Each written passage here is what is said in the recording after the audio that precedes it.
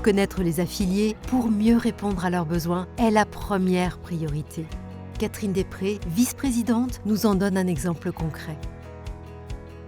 Le logiciel de gestion de la relation partenariale que le CIG développe actuellement est une bonne illustration.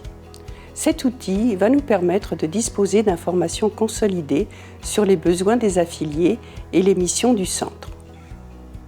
Nous avons d'ailleurs prévu de permettre aux affiliés fin 2024 de saisir eux-mêmes les données qui les concernent, ce qui permettra de fiabiliser les informations.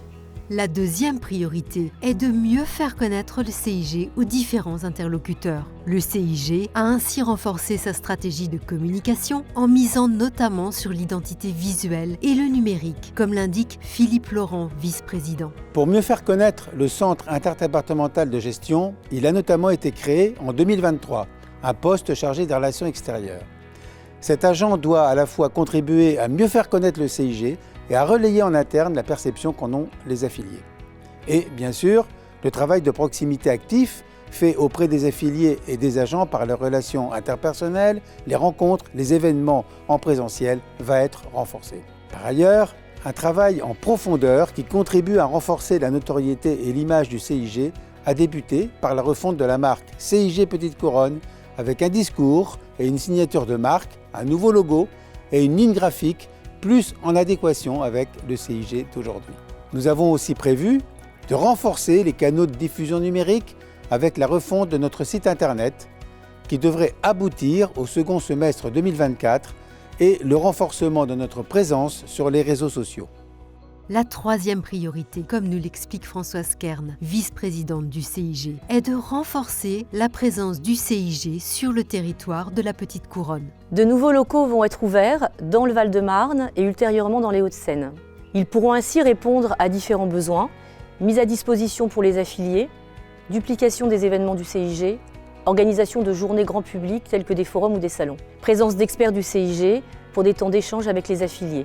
Sensibiliser les élus et décideurs locaux aux problématiques RH et développer leur accompagnement constitue une autre priorité, la gestion des ressources humaines étant un levier important dans la réussite des politiques publiques. Il est primordial pour le CIG de renforcer son accompagnement de tous les élus disposant d'une délégation RH.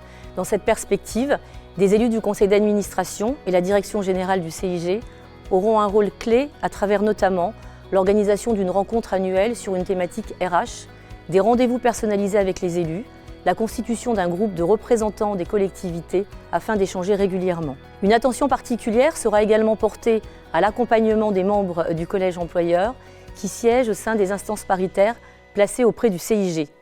D'ailleurs, un programme de formation pour les membres siégeant dans les instances en format disciplinaire est en cours. La cinquième priorité consiste à mieux accompagner les agents de la Petite Couronne, comme l'évoque Catherine Després, vice-présidente du CIG. Le contexte législatif et réglementaire tend à donner de plus en plus de responsabilités au centre de gestion dans l'accompagnement des agents. C'est donc tout l'établissement qui est concerné et les dynamiques sont engagées pour les 150 000 agents en Petite Couronne. Les exemples sont nombreux. Les conseils en orientation professionnelle, les forums du service retraite, les interventions des professionnels de la santé et de l'action sociale, le référent déontologue laïcité, la médiation préalable obligatoire notamment.